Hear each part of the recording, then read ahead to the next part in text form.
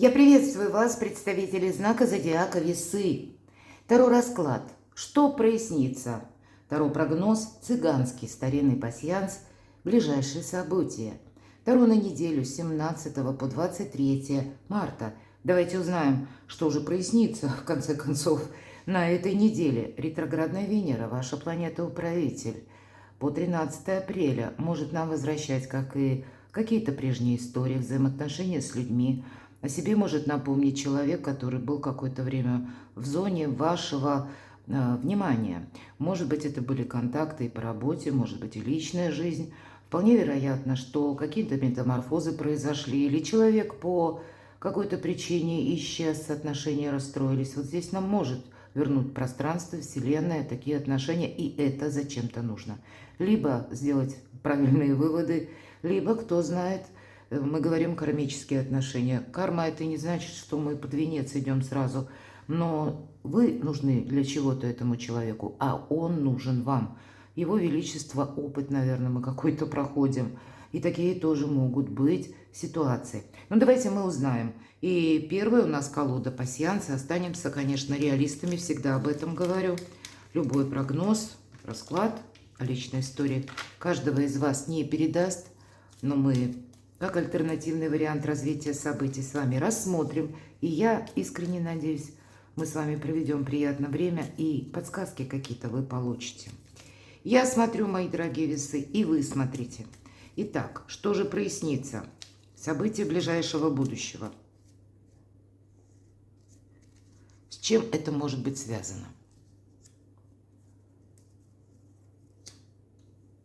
Что нам расскажут? Маленькие карты. Никогда не знаешь, что совпадет.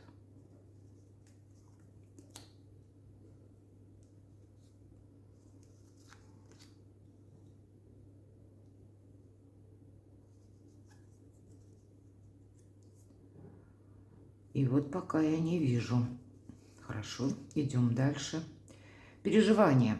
Вот значение черепа – это не есть какая-то конкретика. Это наше, ну, может быть, и смятение, внутреннее состояние души, наши где-то и сомнения в том числе. Но на какую-то реальную плоскость это переложить невозможно. Но много эмоций вообще по ретро-Венере. И поэтому, ну, держите где-то баланс. Потому что не всегда то, что мы думаем или предчувствуем, это на самом деле в реальной жизни вообще имеет место быть. Смотрим, что еще. Давайте пройдем по всему раскладу. И у вас совпадает змея. Змея – это персонаж. Чаще всего это к людям относится. Это те, которые, ну, где-то в скрытном более состоянии находятся. Или когда человек, может быть, даже говорит вам что-то приятное, может быть, и льстит, тогда нужно в первую очередь себя спросить, а зачем это ему нужно? Где-то не замечтаться, нам об этом говорит карта. Или это может быть как какая-то новость, вы можете узнать. Вы можете попросту, даже, мои дорогие весы, узнать, что какой-то человек недостаточно честен, не заслуживает вашего внимания. И если мы говорим, это ведь скрытый где-то, хитрый человек. Он не хочет, чтобы его вы рассекретили словно, или поняли его замыслы тайные или хитрые. И если мы даже это понимаем, скорее всего, не следует пытаться что-то с ним прояснить, потому что, понятно, подобные все равно будут говорить: нет, этого не может быть, они найдут 1001 способ. А вот наша задача, если мы где-то уже понимаем, что да, вот этому товарищу не стоит доверять, тогда просто будьте внимательнее, позвольте этому человеку проиграться как бы окончательно. Пусть какая-то история, может быть, разовьется, ну, в полной мере. Понятно, что вы уже не доверяете, но какие-то моменты вы можете для себя уточнить или проверить. По крайней мере, вам выпадает якорь. Якорь – это уверенность. И значит, даже если какой-то скрытый враг, вам он помешать не может. И это вы можете, кстати, сомневаться по поводу какого-то человека, ведь тоже. Поэтому не делайте скоропалительных выводов. Вот это сомнение, оно, правда, вам может какую-то сумятицу в жизнь ввести, а тем не менее, мои дорогие любимые весы, венок – это радость. Может быть, у кого-то гости, либо вы в гости, либо к вам гости.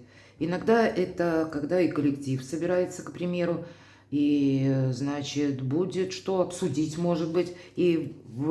Иногда такое тоже бывает, когда в нейтральной обстановке, как называется корпоратив, собираются разные люди, которых объединяет именно работа или какая-то занятость. Все себя немножко по-разному ведут. Это не совсем отношения рабочие. И кто знает, может быть, как раз и прояснится какой-то вопрос для вас. Но будьте внимательны, мои дорогие, потому что, тут резко судить о чем-то, наверное, не самое благополучное время. Почему? Я говорила, дайте ситуации развиться в полной мере, потому что иногда мы видим только предпосылки какие-то, а поспешные действия нам как раз-таки повредят. Наблюдайте, мои дорогие. Где-то сами одевайте маски и будьте, возможно, и так, нам карта дает подсказку, сами будьте вот такими мудрыми, как змея. Змея ведь она наблюдает, она анализирует и только потом действует. И вот вам-то такие энергии, они ведь тоже будут помогать, если ничего другого не остается. Выпадает цыганка, и это не совсем цыганка. В этом старинном пасьянсе это означает просто лицо. Конкретный персонаж, которого мы не знаем хорошо. И может быть это, кстати, с учетом змеи, это просто человек, который недавнего знакомства. Или он только вошел в круг ваших знакомых, ваших контактов. Тогда будьте с новыми знакомыми, предельно внимательными. Иногда бывает и так.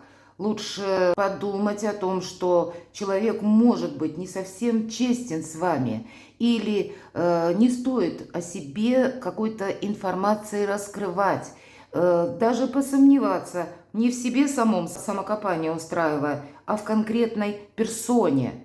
Пусть вы потом попросите прощения у высших сил за то, что подозревали человека, но тем самым вы себя обезопасите, чем кому-то довериться наоборот в полной мере, а потом получить какое-то фиаско. Поэтому быть все же более таким внимательным карты вам рекомендуют. Потому что по новому знакомству это мы еще не знаем, что будет продолжено. Мы еще не знаем, как к человеку относиться. Поэтому себя бережем сами.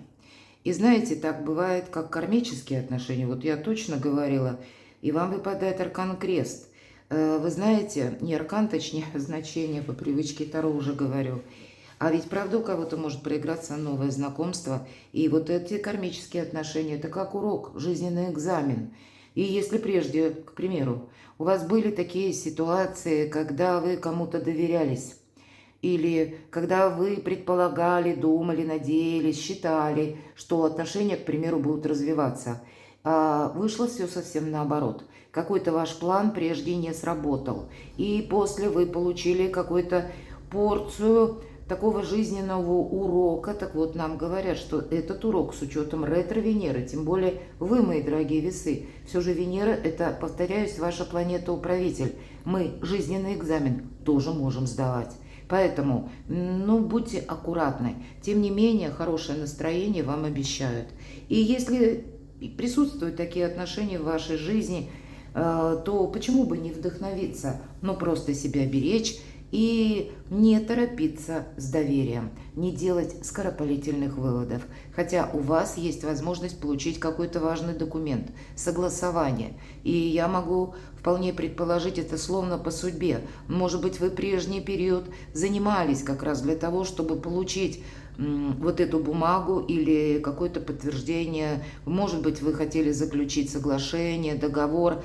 По крайней мере, какая-то действительно ситуация проясняется. И, может быть, это будет даже связано документально или как-то юридически. И тогда это словно по судьбе. И судьбоносный тут может проигрываться в каких-то мелочах, мои дорогие весы. Поэтому и к мелочам будьте внимательны тоже. Добрые дела наспех не делаются. У кого-то из вас, посмотрите, мы в этом пасьянсе можем сложить края, как, допустим, верхний ряд и нижний, или вертикаль и горизонталь. И у вас совпадает костер, или это символ домашнего очага. И это все то, что связано с местом вашего проживания, пребывания, или куда вы планируете, допустим, переехать. Мы можем искать информацию.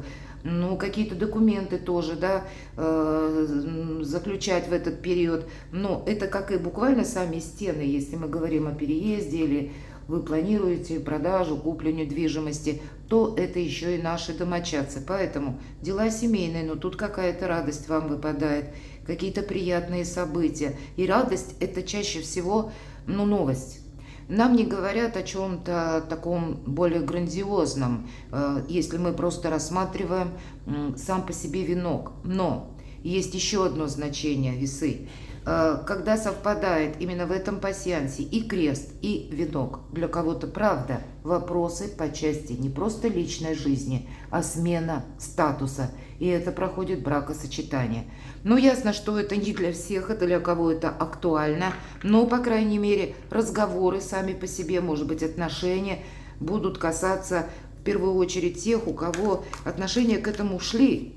Или когда, ну, вы дружили долгое время, а здесь, скорее всего, вы будете рассматривать новый этап ваших отношений или перевод их на новый уровень. Обсуждать что-то можете.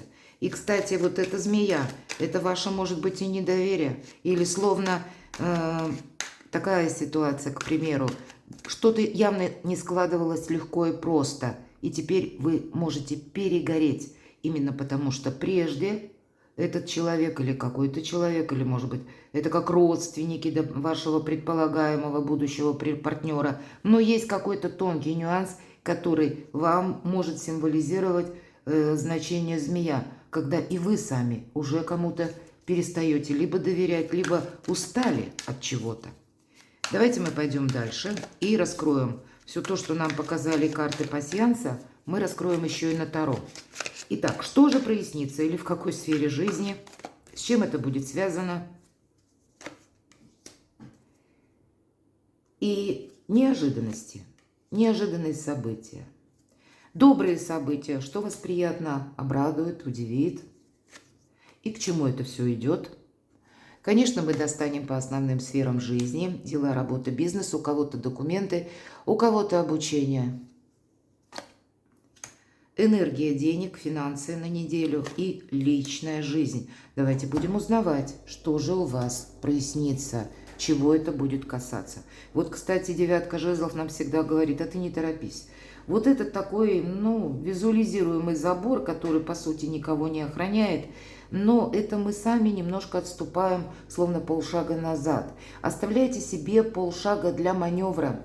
Тут ведь, правда, какая-то ситуация может быть неоднозначная. И карта нам говорит, ты не торопись. Во-первых, мои дорогие весы, есть такое значение, пусть не в этой колоде, но тем не менее, если мы суммируем. Девятка жезлов нам может говорить о том, что вы сделали все, что могли. Какие-то действительно усилия вы к чему-либо прилагали. У кого-то это по поиску работы, у кого-то это будет касаться, может быть, взаимоотношениях. Поэтому вы эту неделю куда-то не торопитесь. А вот это пространство для маневра, что это? Это не что иное, когда, к примеру, складывается обстоятельства, или вы узнаете какую-то новость, и нужно не спешить реагировать. Здесь именно додумать что-то нужно. И вот полшага назад, когда мы, к примеру, в реальной жизни можем сказать, я должна или должен подумать, или, допустим, я тебе скажу там через день, через пару дней, мы не говорим «нет» и мы не говорим «да». Мы даем себе маневр для того, чтобы не попасть в просак и одновременно не упустить то, что для нас может быть со знаком плюс. Почему нет? Правда, не торопитесь. В герметической колоде Таро это карта великой мощи, девятка жезлов, когда достаточно физических сил, когда и интеллектуальных сил у нас достаточно. Но, мои дорогие, мы должны подумать очень крепко, куда же мы приложим эту силу. Она не должна идти вот в неизвестность или просто в никуда, понимаете? Здесь нужно с чем-то вам сконцентрироваться и определиться. Давайте мы узнаем, как неожиданности, что же это может быть. Может быть и неожиданные новости. Пятерка мечей. Вы знаете, этот конфликт мог быть, а это всегда первая победа, или конфликт, или конфронтация, спор. Может быть и разочарование, может быть действительно, вот я говорила по пасьянсу, это вас кто-то тоже уже ставил в какую-то неопределенность, подвешенное состояние. Но потом мы словно прозреваем. Или был обман. Иногда по этой карте идут достаточно сильные эмоции, и мы хотим доказать, есть правота ваша в этой карте. И тем не менее, эту правоту не нужно с ней как с флагом спешить кому-то доказывать, опять же, потому что нам эта конфронтация ничем не поможет. Человек ретируется в тень, или пусть это даже люди, они останутся при своем мнении, они не изменят ни под каким вариантом его, и вы словно можете тоже остаться сами по себе. И часто по пятерке мечей нам пространство словно экзамен и преподносит. И если ты не сумел с кем-то договориться, тебе жизнь подобную ситуацию повторит, пусть с другим человеком, или это где-то будет похожее обстоятельство. Поэтому здесь лучше миролюбиво расходиться или вообще не расходиться, если вы, к примеру, тут ведь у кого чего касается, у каждого своя какая-то задача, интерес и так далее. Мы здесь все-таки больше пусть нейтралитет какой-то поддерживаем, или пусть принимаем Соломоново решение. Мы не создаем конфронтации, даже если внутри нас бушуют какие-то сильные эмоции, а они, опять же, повторяюсь, могут быть в период ретроградной Венеры, нас накрывать этим могут эмоции, и они нам искажают реальность. Как и мы можем драматизировать что-то, понимаете, так мы и можем восторгаться одинаково. Поэтому ни розовые очки, ни какого-то глубокого самокопания, оно это все не поможет. Вам важно быть, знаете, как критическое мышление и осознанность, когда каждый день вы вот проживаете, контролируя, что происходит вокруг вас, что говорят люди, какая информация приходит, и где-то ее перепроверяете. Ну, холодная голова, вот правда, по этой карте. И даже если нас все равно что-то ранило, ну, держим марку, мои дорогие, держим осанку при любых поворотах.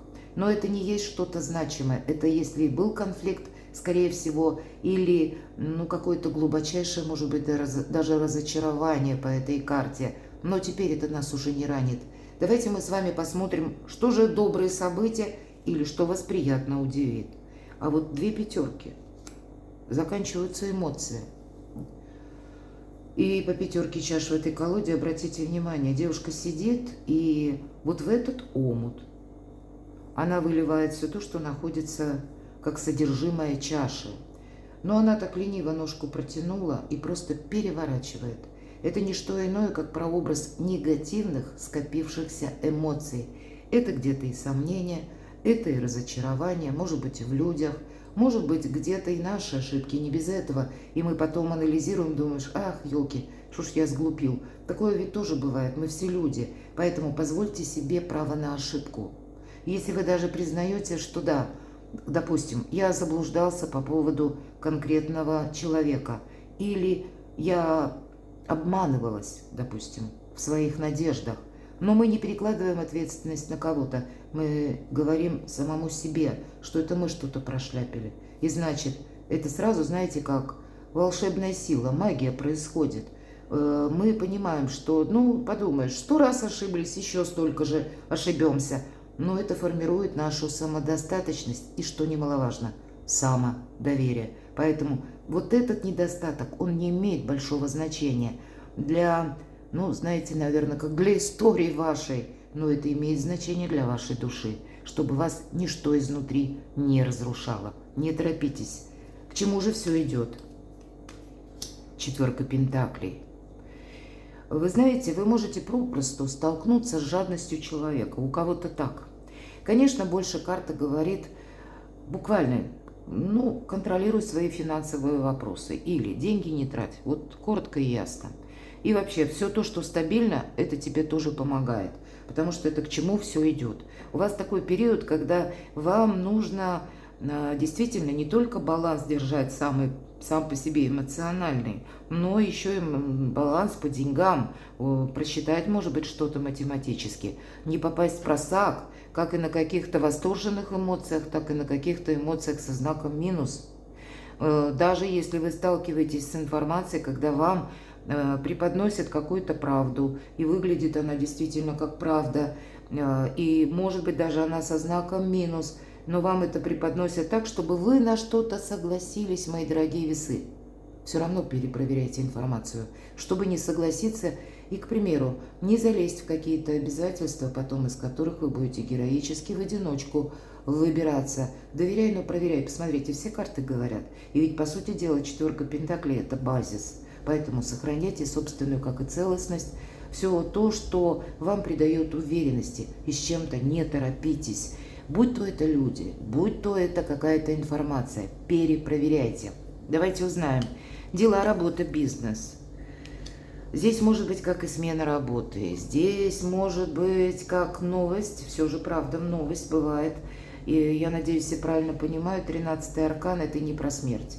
Это карта возрождения, ну или здесь прописано перерождение. Это окончание, безусловно, какого-то этапа вашей жизни. И это может к вам приходить через новости, через известия, или если мы смотрим занятость. Правда, были, допустим, даже по законам какие-то препоны, а вот теперь, может быть, подзаконные акты или какие-то подвижки идут. И если прежде не было возможностей, то теперь они у нас появляются. Поэтому будьте внимательны, здесь чего-то важно не упустить. И здесь, знаете, с одной стороны, когда проходит эта трансформация, мы всегда испытываем, такое состояние легкого шторма. Кто-то и нелегкого, может быть, тоже. И прообраз, почему называется аркан смерти? Это ведь не смерть, если мы о трансформации. Когда мы садим зернышко, я всегда привожу пример, в землю, в первую очередь вот эта твердая оболочка, которая сохраняет или долгое время защищала панцирем своим твердым маленький росточек, который находится внутри. Так вот, этот панцирь должен быть разрушен. И то, что служило нам как какой-то цитаделью, это рушится. То, как устои или наша, где-то и вера может пересматриваться, мировоззрение меняться тоже. Вот что-то фундаментальное в вас самих меняется, потому что словно открываются глаза. И мы понимаем, что, нам нужно идти вперед, вот как этому ростку. И ему еще, прежде чем он достигнет поверхности земли, ему в одиночку придется пробираться сквозь темную землю. Это не бывает просто. И он пока пробирается, он ищет, наиболее благоприятный путь для себя. Но пройти в одиночку придется. И вот как раз разрушение этого панциря, трансформация, и обозначает 13-й старший аркан. В чистом виде прошлое уже не может существовать. Перемены практически, вы как в эпицентре перемен можете себя ощущать. И это касается ваших достижений, вашей работы или, может быть, профессиональной деятельности, графика работы. Вы можете рассматривать дополнительный доход или в этот период, даже если вы не задумывали менять работу, здесь могут проходить изменения в организации или меняться руководитель, или как сама организация, дислокация, передислокация офиса, трансформация, тем не менее, ведь это всегда внешние причины. Так вот тут внешние причины влияют на вас самих. И даже если вы ничего подобного не планировали, есть некоторые нюансы, которые вам нужно обязательно учитывать. Энергия денег. Еще один старший аркан, обратите внимание, справедливость. Может быть, поэтому нам и говорят, будь внимателен к деньгам, 4 пентаклей.